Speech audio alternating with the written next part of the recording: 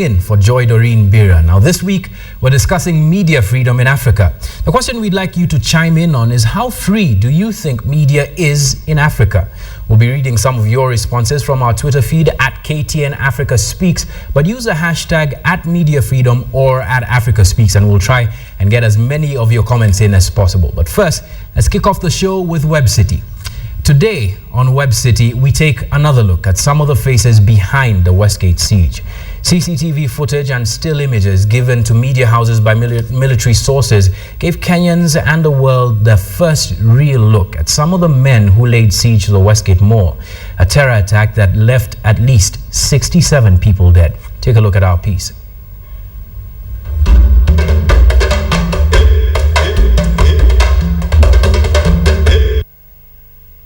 The first CCTV footage of 4 of the terrorists that laid siege to the Westgate Mall. One of the terrorists makes his way to the hallway of a backroom storage area in the Nakumatt supermarket. Before long, he signals to his colleagues to join him. Soon they're all in the back room and begin their search, likely for any innocents hiding in the rooms that these doors lead to. The man in the black fleece jacket, who seems to be the group's leader, is seen here making calls. Something that could give leads to the police in trying to isolate by elimination what calls were made by these terrorists from the Nakumatt area telecommunication masts. The CCTV footage is time-stamped, which could narrow down the number of calls made from corresponding masts at a particular time. The 4 seem relaxed, strolling through the back room without any urgency. Later, the man who seems to be the group's leader is seen rummaging through the contents of one of the many tills at Nakumatt on the far end of the screen. Even here, he's seen communicating on phone, relaxed, his gun not at the ready. It would seem that this was either very early on in the siege, or that the terrorists were sure that they would not come under any fire from their position at that time. Other still images show the 4 going through the bread section of the supermarket. According to military sources, the names of 3 of the 4 are Katab Al-Kene, believed to be from Mogadishu, Somalia, and an Al-Shabaab trained fighter. Another name is Omar Naban, believed to be an Al-Qaeda adherent. One other name is that of Abu Baral Al-Sudani, believed to be a Somali national who received training from members of the Al-Qaeda. We cannot independently verify these details. These are indeed trying times for Kenya, but let's try and put a smile on your face in our next segment, Click. Today we've got a story from KTN's Wilkista Nyabwa about a curious relationship between a goat and a chicken. Shades of the famous adoption of a baby oryx by a lioness at the national park come to mind. Hopefully nature's interesting surprises lift your mood. Here's Click.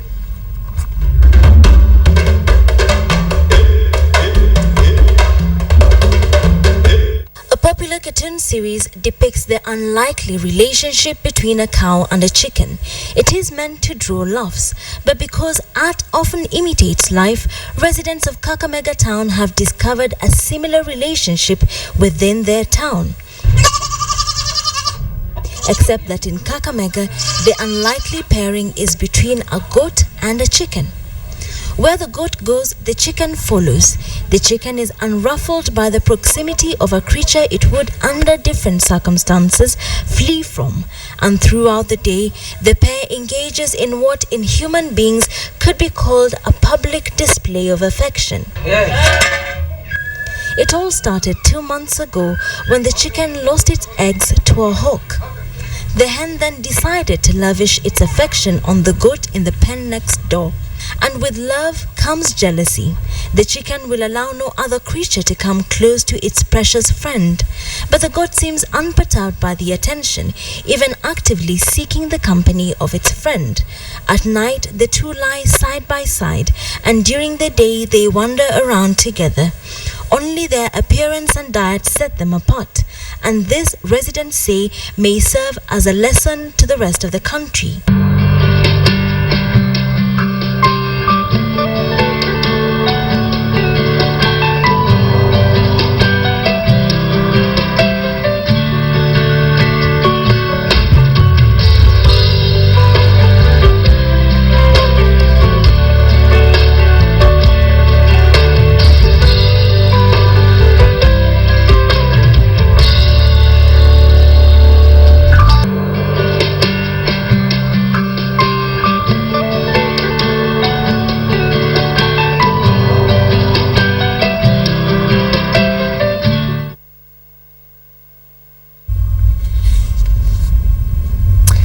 nature, surprising as always, and comedic gold for the producers of Cartoon Network's Cow and Chicken, one of my favorites when I was younger, if you're watching.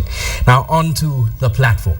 It's been said that many times that media freedom is often one of the more accurate gauges, beg your pardon, of how free a country is.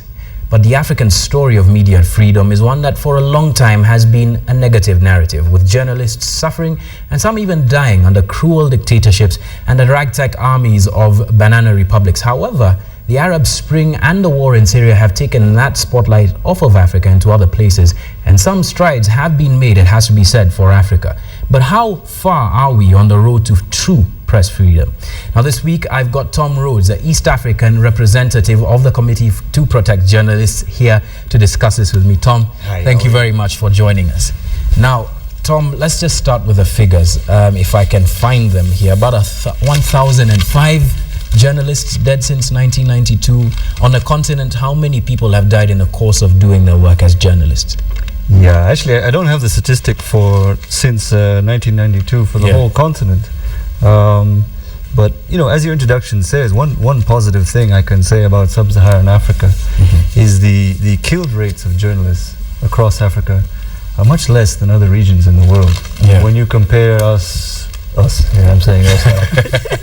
When you compare us with the Middle East, for example, you know, I mean, they're much less. But that being said, there's still many problems, of course, for the African press. That is true. I mean, Syria has taken the spotlight off of Africa. I mean, the number of killings in Syria are just ridiculous. But overall, how do you think we're doing as a continent first, before we narrow down to East Africa? Sure. I mean, very well in a lot of ways. I mean, let's look at sort of social media and look at Kenya, for example. I mean, the Twitter and the Facebook. I think Kenya is like the leading country for Facebook users in all of sub-Saharan Africa, not just East Africa. And we're talking South Africa here too. So, you know, I think the African press has really embraced new technologies and are striving ahead on a lot of grounds. But, you know, where the media houses are developing and advancing, I still feel that a lot of authorities are holding the press back. Now let's speak about that and narrow down to your area of focus. Tanzania is quite a tragic story. I mean, if you look at it from the point of view of media freedom, we've heard lots of stories about journalists being killed by the police, media houses being shut down, and really a sense of governmentality in Tanzania. What do you make of the situation there? I'm really glad you brought that up, because, you know, Tanzania is one of these countries that, for whatever reason, seems to just go off the radar. You know, everyone thinks, Zanzibar is nice and sunny, and everything's cool. Everything's great, you know. But they're not. I actually went there in June and talked to some of the colleagues there, and I was surprised. There was a lot of attacks, as you say, intimidations and beatings of journalists that go unreported. And I think it's largely because they're outside of the major cities, you know, in the more rural areas, North Tanzania and South Tanzania. So we don't know about these things, you know. And this is with a backdrop of having a lot of sort of anti-press laws still in the docket. Before we move on to anti-press laws, there's something that you've touched on that I think affects the entire African continent, which is some of the unseen driving forces of journalism, who are correspondents. What are the sort of challenges that you hear they face? We can talk about Tanzania, Kenya, Uganda. Correspondents, the guys who work outside of the main media houses. What kind of challenges do they face, and how does that parry with the statistics that you guys have got on press freedom? Right. No, that's also important. You know, we have to stop just looking at the Nairobi media. We have to look at the Bungoma media or the Mombasa media, and we have to do that for every country in Africa. I mean, because the situation is so different. It's a lot more stark for these journalists. I mean, we're going back to Tanzania. Most of the guys that I spoke to who covered crises in Arusha and in Mtwara kept quiet, because they knew they didn't have the backing or the support to protect them. And I'm not saying this for your benefit, I mean, but KTN is pretty good, but I have to say a lot of media houses, they don't seem to care about their journalists. You know, I mean, I can't tell you how many times I'm on the phone talking to a journalist and I'm saying, oh, you know, what's wrong? You're in danger now. And the media house doesn't step in. So what has so-and-so done to help you? And nothing.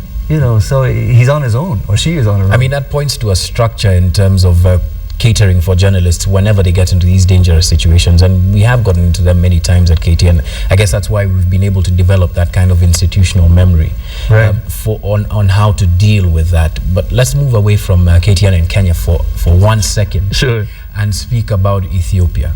Okay. I mean, Ethiopia is one of the bigger economies in this region, and yet the kind of press freedom there is something really scary if you're looking at it from a journalist perspective, especially as concerns the law to do with terrorism. What do you have to say about that? Yeah, absolutely. I mean, we have three journalists, one a very prominent journalist arrested on these anti-terror laws. And I've looked into the charge sheets of what they're actually being accused of. Yeah. And when you get down to the nuts and bolts, there's really nothing. Perhaps this one journalist had a conversation with one of the opposition parties via email, and that's their evidence to arrest these people. And it's very sad. We have a female journalist, Rhea Telemu. She's predominantly a high school teacher. Once in a while, she writes columns for some of the more critical papers. And now she's considered a terrorist, and she's serving a sentence. But you know what the situation in Ethiopia tells me, especially for the East African region, we have all of these small pockets of groups of resistance. In Kenya, we used to have the SPLF, and not SPLF, sorry, Sabot Land Defense Force. Right. In Sudan, we have our own very small rebel groups. In Uganda, the same with the LRA. In Ethiopia, of course, there's the OLF. Now, with laws that prevent you from talking to these banned groups, these terror groups, as a journalist, how are you able to get the truth out? And what is the CPJ doing in terms of getting recognition for the fact that these laws actually stand in the way of press freedom? Yeah, exactly. I mean, going back to Ethiopia, right? Basically, if you report on an opposition party, you're labeled a terrorist under their anti-terror laws. Something that we might have here in Kenya as well, with the passing of the Prevention of Terrorism Bill 2012. But anyway, carry on. Yeah, right, it's possible. Yeah, which is scary, right? And that's the basis of it. I mean, these journalists basically can't talk to the opposition. But what I find sort of particularly pernicious in Ethiopia is it's very hard to get access to the government. So how are these guys supposed to do their story? If you can't talk to the opposition, you can't talk to the government, do you talk to yourself? It boils down to that.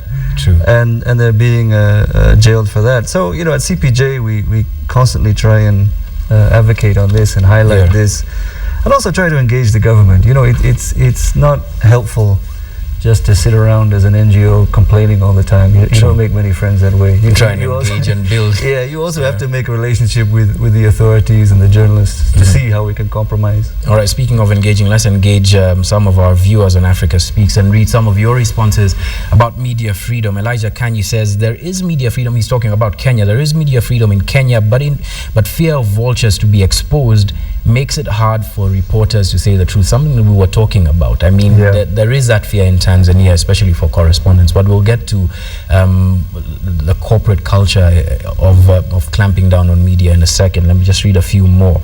In Kenya, I guess it's 70% media freedom. That's Nelly Eskimani. African media is colonized by their own governments. Governments get their own way. That's Joanne Kanini. Thank you very much for that comment. We've got Anthony Nyasimi. Media freedom has been curtailed by the restrictive laws and police that stifle its growth. One last one. Let's see. Let's try and get someone. Okay, this is a more philosophical one. Almond Sauce on Twitter, at Almond Sauce, says media is just like a gun, useful in the right hands, dangerous in the wrong hands. But let's sort of build on Elijah Kanyi's comment and talk about the fear of reporting on things and governmentality. In the East African region, let's talk about Kenya for a second. We had a very contentious election. But the overall message in the media was, let's keep the peace.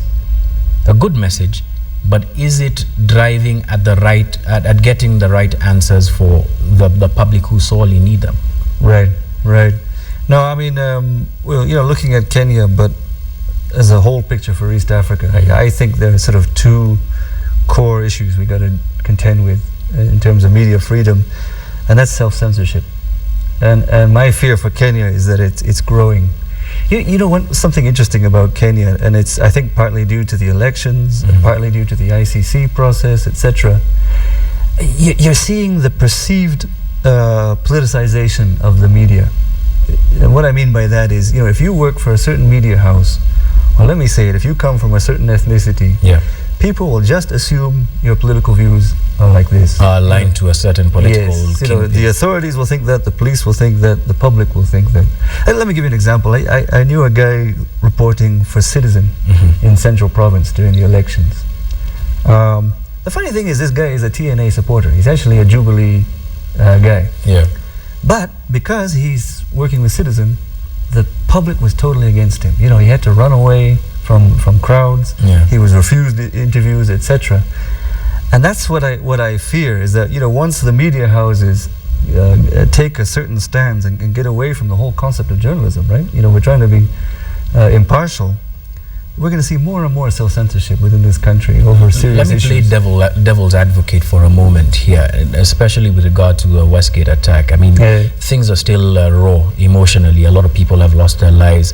But one thing that I've seen on my Twitter feed, as well as other people telling me and other journalists, is that journalists now need to be patriotic. There is a section of society that says this isn't the time to ask hard questions, and this is sort of the same narrative that came out of the election.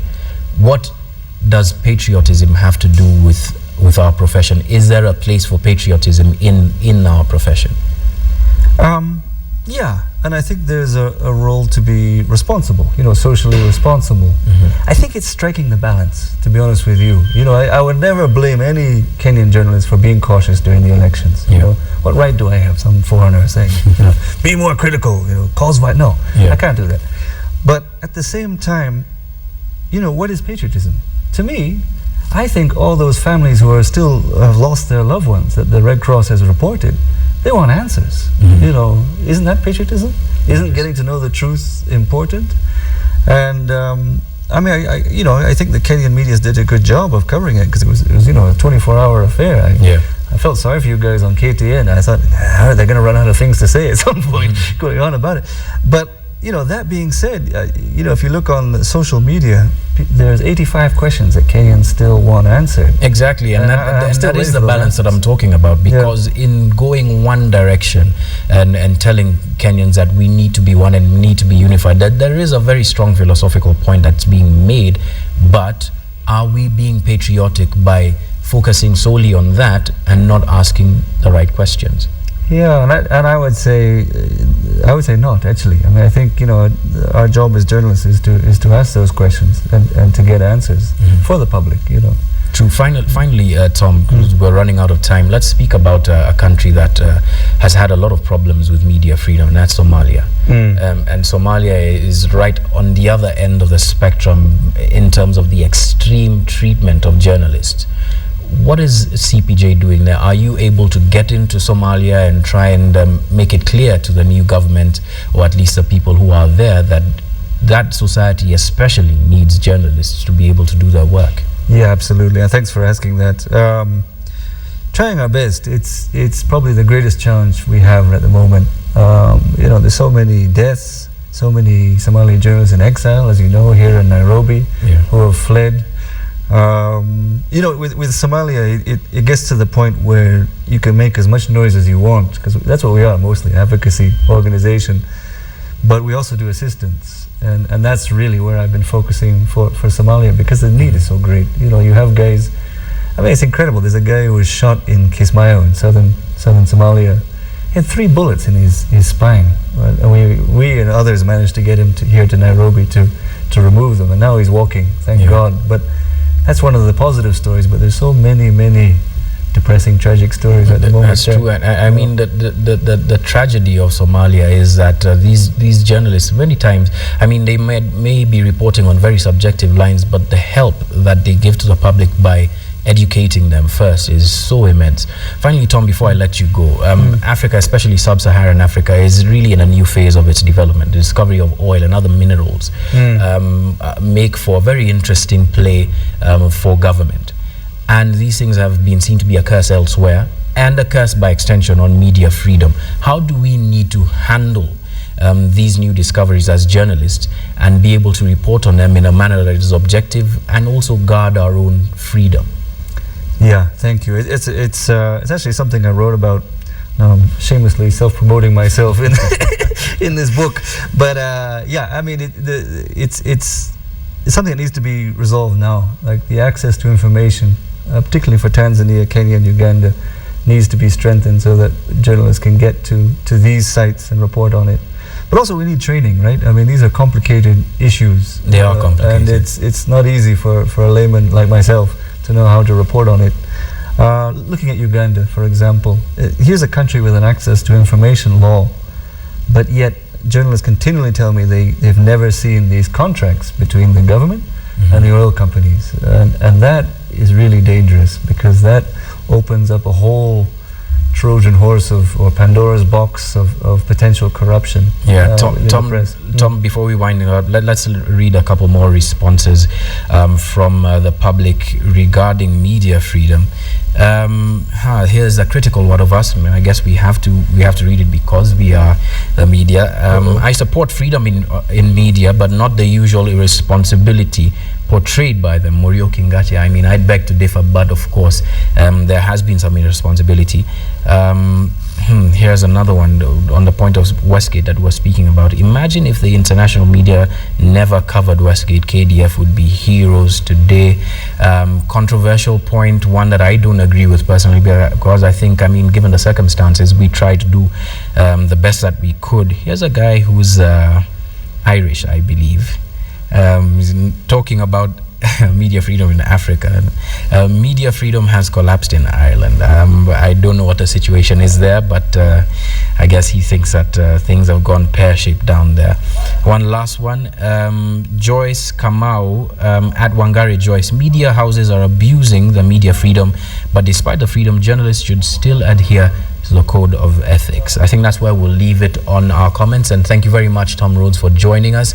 It's been a pleasure having you here. Hopefully we'll have another opportunity to discuss this on Africa Speaks and on other platforms. Great. Thanks a lot. Yeah, now, well, that's it for Africa Speaks this week. I hope I've been able to do Joy Doreen Bera show some justice, but let's leave you with a song from perhaps one of the greatest cinematic feats on the continent, well, at least according to me.